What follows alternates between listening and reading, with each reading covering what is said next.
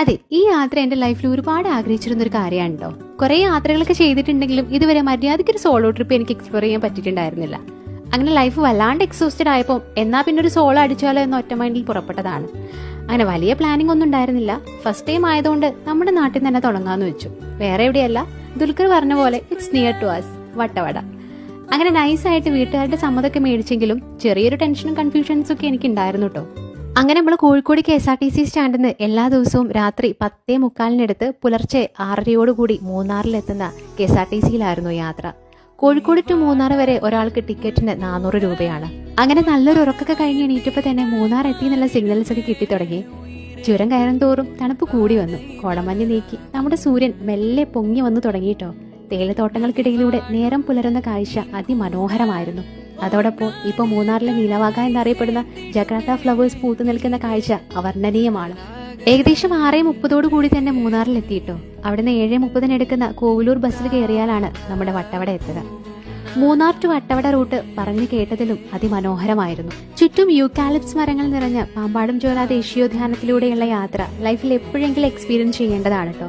ഇവിടെ വംശനാശ ഭീഷണി നേരിടുന്ന ഒരുപാട് സസ്യങ്ങളും മറ്റു ജീവജാലങ്ങളെയും ഒക്കെ സംരക്ഷിക്കപ്പെടുന്നത് കൊണ്ട് തന്നെ വാഹനങ്ങളൊന്നും നിർത്തിയിടാൻ പാടില്ലെന്നാണ്. അങ്ങനെ 1.5 മണിക്കൂർ എടുത്ത് രാവിലെ 9:30 തന്നെ ഞാൻ വട്ടവട എത്തി.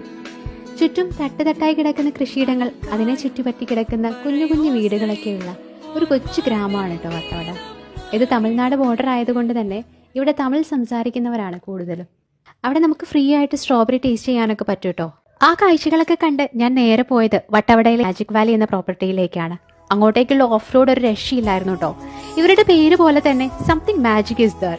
ഞാൻ അവിടെ എത്തി എക്സ്പീരിയൻസ് ചെയ്തിട്ടുള്ള ഈച്ച് ആൻഡ് എവറി മൊമെന്റ്സും കൈൻഡ് ഓഫ് മാജിക് തന്നെയായിരുന്നു. ആൻഡ് അവിടെയുള്ള ആളുകളാണെങ്കിലും നമ്മളെ വളരെയധികം കംഫോർട്ടബിൾ ആക്കിയിട്ടായിരുന്നു ഓരോ സ്ഥലവും കാണിച്ചു തന്നത്. അങ്ങനെ അവിടെ എത്തി പെട്ടെന്ന് തന്നെ ഫ്രഷായി താഴെ നിറയെ പൂത്തു നിൽക്കുന്ന വയലറ്റ് ഫ്ലവേഴ്സ് ഉണ്ടായിരുന്നു. അവിടെ എത്തി ഗൈഡ് എനിക്ക് കുറച്ച് ഫോട്ടോസ് ഒക്കെ എടുത്തതിന് ശേഷം ഞങ്ങൾ നേരെ പോയത് അവിടുത്തെ എൻ്റെ ഫേവറേറ്റ് സ്പോട്ട് ആയിട്ടുള്ള ഈ ഒരു സ്ഥലത്തേക്കാണ്. ശരിക്കും പറഞ്ഞ എക്സൈറ്റ്മെന്റ് കാരണം എന്തൊക്കെയാണ് ഞാൻ അവിടെ കാണിച്ചു കൂട്ടിയെന്ന് എനിക്ക് തന്നെ അറിയില്ലായിരുന്നു. നാട്ടിലെ തിരക്കുകൾക്കിടയിൽ നിന്നൊക്കെ മാറി മൈൻഡ് ഒന്ന് റിഫ്രഷ് ആയി കാം ആൻഡ് പീസ്ഫുൾ ആയിട്ടിരിക്കാൻ പറ്റിയ സ്ഥലമാണ് കേട്ടോ ഇത്. ആൻഡ് അവിടെ നിന്നും എനിക്ക് ലഭിച്ചൊരു ഫ്രണ്ടാണ് കേട്ടോ ഇത്. She's from Sikkim. എന്നെ പോലെ തന്നെ സോളോ അടിച്ച് വന്നേക്കാണ് കേട്ടോ പുള്ളിക്കാരി. എന്തായാലും എന്റെ വൈബിന് പറ്റിയ ഒരാളെ കിട്ടിയ സന്തോഷത്തിലായിരുന്നു ഞാൻ. അങ്ങനെ രാത്രിയിൽ ക്യാമ്പ് ഫയർ ഒക്കെ കഴിഞ്ഞ് സ്റ്റേക്ക് ഞാൻ ചൂസ് ചെയ്തിട്ടുണ്ടായിരുന്നത് ടെന്റ് ആയിരുന്നു. ആൻഡ് മോർണിംഗിൽ ഞാൻ എണീക്കുമ്പോഴുള്ള കാഴ്ചയാണിത്. രാവിലെ ഏർലി മോർണിംഗ് തന്നെ നമുക്കൊരു ഹൈക്കിംഗ് ഉണ്ടായിരുന്നു. 2 മണിക്കൂറോളം എടുത്തുള്ള ഹൈക്കിംഗ് കഴിഞ്ഞ് നമ്മളെത്തുന്ന വ്യൂ പോയിന്റ് ആണ് ഇത്. അങ്ങനെ ഹൈക്കൊക്കെ കഴിഞ്ഞ് ചെക്കൗട്ട് ചെയ്ത് തിരിച്ച് നാട്ടിലേക്ക് പോരുമ്പോൾ എന്തോ വല്ലാത്തൊരു സമാധാനമായിരുന്നു കേട്ടോ.